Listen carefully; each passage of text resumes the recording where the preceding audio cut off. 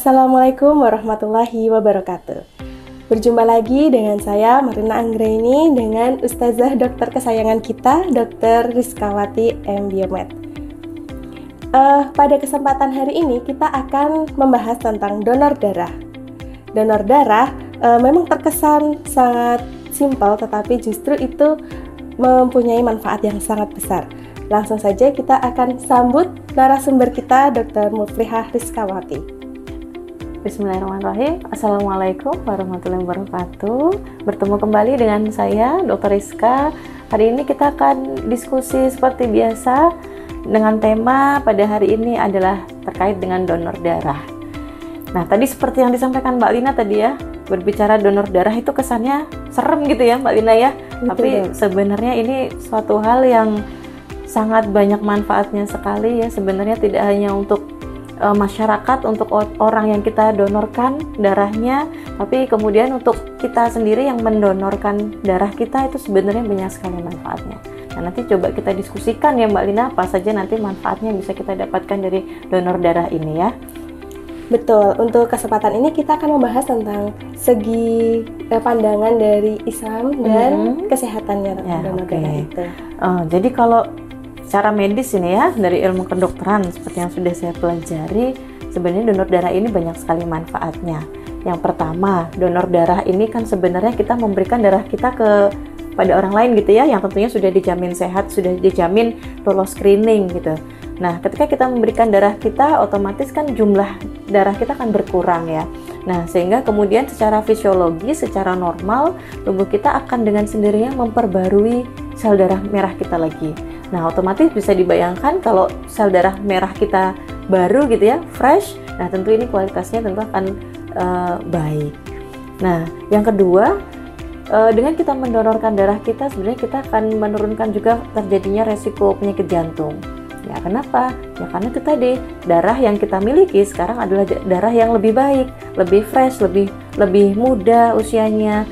Nah, di samping itu juga kadar zat besi yang tinggi di dalam darah itu juga bisa memicu penyakit jantung. Sehingga ketika kita mendonorkan darah, nanti darah baru tidak terlalu banyak kandungan zat besinya, sehingga ini bisa membuat kita aman gitu ya dari penyakit jantung. Sebenarnya saat kita melakukan donor darah, tubuh kita akan secara otomatis memicu mekanisme pembentukan sel darah baru untuk menggantikan sel darah yang hilang yang sudah kita donorkan. Nah, proses ini melibatkan sumsum tulang yang nantinya sumsum tulang akan memproduksi sel darah merah baru yang tentunya lebih sehat, lebih muda, serta mempercepat regenerasi sel darah secara keseluruhan. Mekanismenya bagaimana dalam pembentukan sel darah baru ini setelah kita mendonorkan darah kita? Yang pertama, terjadi penurunan volume darah. Sehingga setelah kita mendonorkan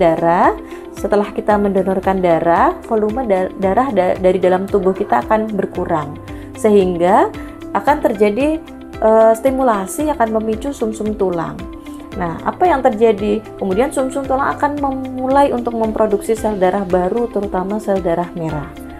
Nah, setelah itu kemudian terjadi regenerasi sel. Sumsum tulang akan menghasilkan sel darah merah yang baru, yang lebih sehat dan lebih matang, serta mempercepat proses regenerasi sel darah lainnya. Kemudian selain itu juga akan terjadi penggantian cairan tubuh. Selain sel darah, tubuh juga akan mengganti cairan yang hilang akibat donor darah. Dan kemudian dilanjutkan dengan proses pemulihan bertahap. Walaupun tubuh akan memicu produksi sel darah merah yang baru, pemulihan kadar sel darah merah dan hemoglobin ini tentunya membutuhkan waktu hingga beberapa minggu atau mungkin sampai beberapa bulan. Nah, akan tapi proses ini terjadi secara alami, homeostasis tubuh kita akan menjaga keseimbangan volume dan fungsi darah setelah kita mendonorkan darah. Sehingga dengan kita rutin mendonorkan darah, maka tubuh akan terus terstimulasi untuk memproduksi sel darah merah yang baru, sehingga memberikan manfaat juga untuk kesehatan si pendonor. Nah, kemudian yang ketiga, manfaat lainnya juga sebelum kita melakukan donor darah, sebenarnya kita di screening macam-macam itu ya, Mbak Lina ya.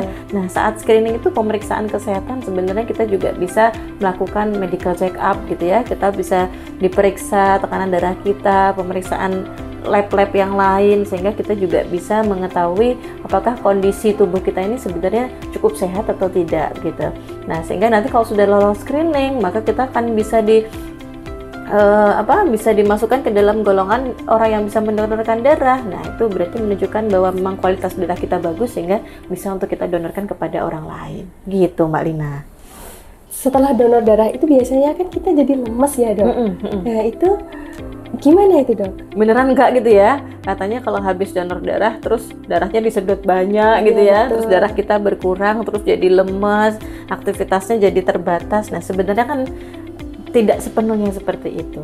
Ya, kalau ketika kita mendonorkan darah sebenarnya kan itu tadi kembali bahwa kita akan memproduksi darah yang baru lagi, sel darah merah yang baru lagi. Nah, tentu otomatis kualitas sel darah merah yang baru ini masih muda, masih fresh, masih bagus gitu ya. Berbeda dengan sel darah merah yang sudah tua. Sebenarnya sel darah merah itu kan punya usia ya. Nah, ketika dia sudah tua usianya, maka dia nanti akan dilisiskan, akan dihancurkan gitu. Nah, sehingga harapannya ketika kita rutin mendonorkan darah, maka mekanisme pembentukan sel darah barunya ini akan terjadi dengan baik gitu. Nah, sehingga nanti yang justru muncul adalah ya mungkin lemes beberapa waktu sejenak setelah donor gitu ya, tapi setelah itu biasanya kemudian karena ya homeostasis tubuh, kita memproduksi sel darah merah yang baru akan justru seharusnya lebih segar gitu ya, lebih bugar. Makanya mereka ini yang sudah terbiasa donor darah itu sebenarnya malah biasanya merasa lebih sehat Mbak Ina gitu. Bukan justru sebaliknya malah terasa lemas gitu ya. Sebaiknya donor darah itu berapa bulan sekali sih, Dok? Ya, sebenarnya kan berapa bulan sekalinya itu sebenarnya tidak ada patokan yang harus gitu ya, setiap berapa bulan sekali. Tapi memang kan kita punya masa untuk pembentukan sel darah baru itu kan 28 hari ya usianya darah kita. Jadi kalaupun misalnya mau setiap bulan mendonorkan darah itu nggak apa-apa gitu. Tapi memang kembali tadi karena kan butuh waktu ya. Tapi paling tidak misalnya kita bisa rutin 6 bulan sekali gitu ya, atau paling nggak setahun sekali, itu sudah sangat baik daripada tidak sama sekali gitu ya. Gitu. Keren ya, Dok ya. Sekarang kita akan bergeser ke sisi keislamannya, Dok.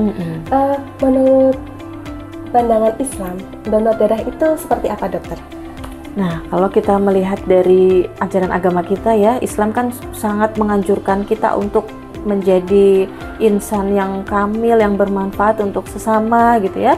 Nah, makanya donor darah ini sebenarnya kan merupakan salah satu dari manfaat itu tadi, bagaimana kita ukhuwah Islamiyah kita, bagaimana kita bermanfaat untuk orang lain.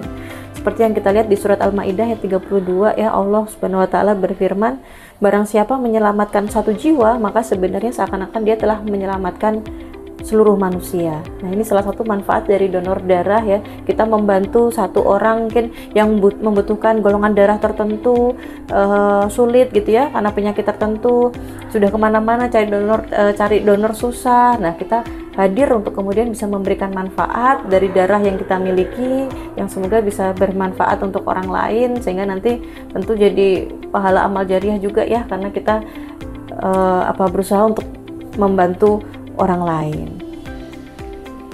Jadi intinya donor darah itu sehat, berpahala, betul, dan amal jariah ya, buat kita. Betul. Ya. Jadi banyak hal yang kita bisa dapatkan sebenarnya ya, manfaat dari donor darah ini, sehingga kita tidak perlu khawatir untuk mendonorkan darah kita gitu ya, karena dengan kita rutin mendonorkan darah itu sebenarnya menunjukkan kalau kita ini sehat gitu ya.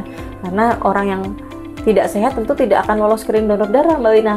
Jadi harus dipastikan bahwa pendonor tersebut adalah sehat jasmani dan rohaninya, bisa mendonorkan darah dengan lancar gitu ya, lolos screening semuanya, sehingga nanti darah yang didonorkan itu bisa bermanfaat untuk orang yang menerima.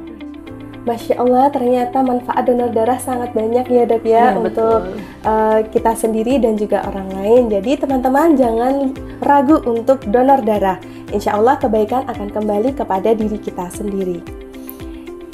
Cukup sekian dari kami berdua. Jika ada salah kami mohon maaf. Assalamualaikum warahmatullahi wabarakatuh. Waalaikumsalam.